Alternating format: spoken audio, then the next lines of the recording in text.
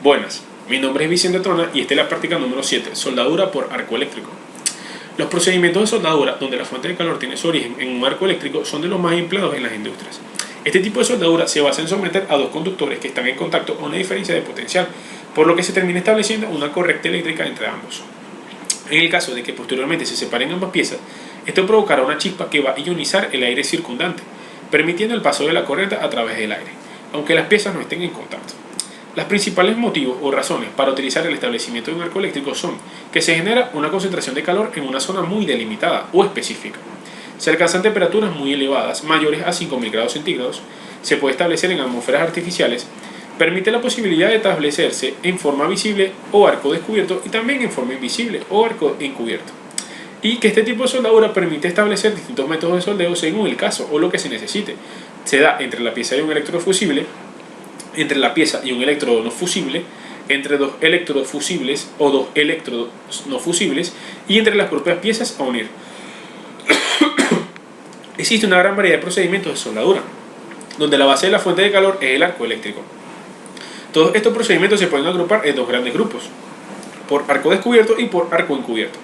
En arco descubierto tenemos soldadura por arco manual con electrodos revestidos, soldadura bajo gas protector con electrodo no fusible y soldadura bajo gas protector con electrodo fusible.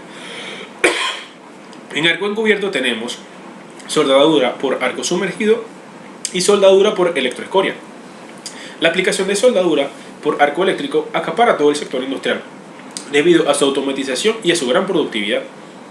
La evolución histórica de la soldadura con arco eléctrico, esta se inició en Suecia a principios del siglo, cuando Kelvin inventó el electrodo revestido. Hasta entonces, los electrodos se fabricaban con varillas de acero extra suave. La idea de Kelvin consistía en recubrir los electrodos con una pasta de polvo y aglomerante, de forma que al fundir se forme una escoria protectora, que impide el acceso del aire al baño del metal fundido. El dotar de este recubrimiento a los electrodos otorga mejores características y aspecto final al cordón de soldadura. Este recubrimiento está constituido generalmente por óxidos minerales, carbonatos, silicatos o diversos compuestos orgánicos. Este revestimiento también proporciona estas otras ventajas.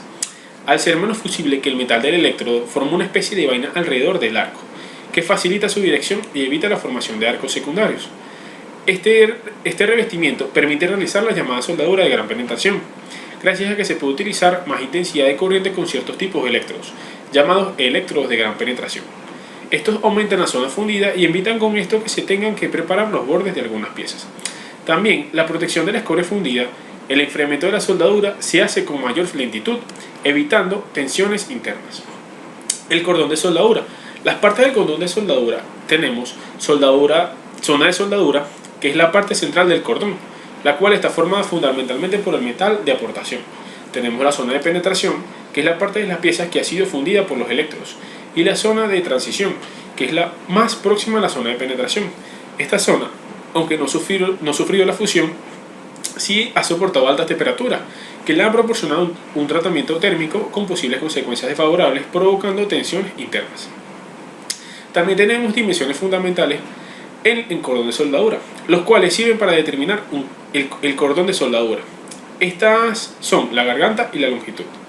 La garganta es la altura del máximo triángulo isósceles cuyos lados iguales están contenidos en las caras de las dos piezas a unir, y es inscribible en la sección transversal de la soldadura.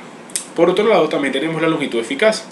Así se le llama a la longitud real de la soldadura, menos los cráteres extremos. Se suele admitir que la longitud de cada cráter es igual a la garganta. La clasificación de los cordones de soldadura se clasifican según distintos criterios o características. Tenemos por la posición geométrica de las piezas a unir. Tenemos soldaduras a topes y soldaduras en ángulo. Según la posición del cordón de soldadura respecto al esfuerzo, tenemos cordón frontal, cordón lateral y cordón oblicuo. Y por la posición del cordón de soldadura durante la operación de soldeo, cordón plano, cordón horizontal u horizontal en ángulo, cordón vertical y cordón en techo o en techo y en ángulo. Las posiciones de soldeo. Dependiendo de la posición relativa entre el electrodo y la pieza, se pueden definir las siguientes posiciones de soldeo. Tenemos plana, vertical, en techo, horizontal o en cornisa. De todas las anteriores, la soldadura plana es la más deseable ejecutar, por su mayor comodidad. Para ejecutar la soldadura vertical ascendente, es necesario dotar de un movimiento oscilatorio al electrodo. Las soldaduras ejecutadas en cornisa o en techo son las llamadas soldaduras en posición, las cuales no son deseables debido a su gran dificultad de ejecución. Según la norma americana AWS o American Welding Society, esta establece una nomenclatura para distinguir las distintas posiciones de soldeo. Tenemos, para el caso de soldaduras en chapas, tenemos 4. Posición 1G, chapa horizontal, soldadura plana. Posición 2G, soldadura en cornisa. Posición 3G, soldadura vertical. Y posición 4G, soldadura en techo. Y cuando hablamos en el caso de soldaduras en tubos a tope, tenemos posición 1G, tubería horizontal con rotación, posición plana. Posición 2G, tubería vertical, soldadura en cornisa. Y para la posición 5G, tubería horizontal inmóvil. Todas las posiciones. En la simbología de soldadura, toda la información referente al tipo de unión, dimensiones de cordón, aspecto y forma final, procedimiento a emplear, etc. Esta se representa de forma simbólica según la norma UNE 140.009-84. Y de igual forma siguiendo las recomendaciones de la AWS, Sociedad Americana de la Soldadura. En general, toda representación simbólica consta de símbolos elementales, los cuales indican la forma de la soldadura a realizar. Los símbolos suplementarios, que son los que caracterizan la superficie exterior de la soldadura. En caso de ausencia de este tipo de símbolo, se indicaría que no es necesario realizar una caracterización de la superficie. Tenemos las cotas. Estas deben quedar indicando el espesor del cordón, la garganta si se trata de la soldadura de ángulo y la longitud de todo el largo, en caso de no ser continua. Las uniones a tope, salvo si se indica otra cosa, se suponen de penetración total. Y tenemos las indicaciones complementarias. Estas pueden añadir información adicional que aclare ciertos aspectos de interés que se conozcan. Como por ejemplo, si se trata de una soldadura experimental, que se trata de soldadura a ejecutar en una obra, o si se debe ejecutar mediante procedimientos determinados. Bueno, esto fue todo. Muchas gracias.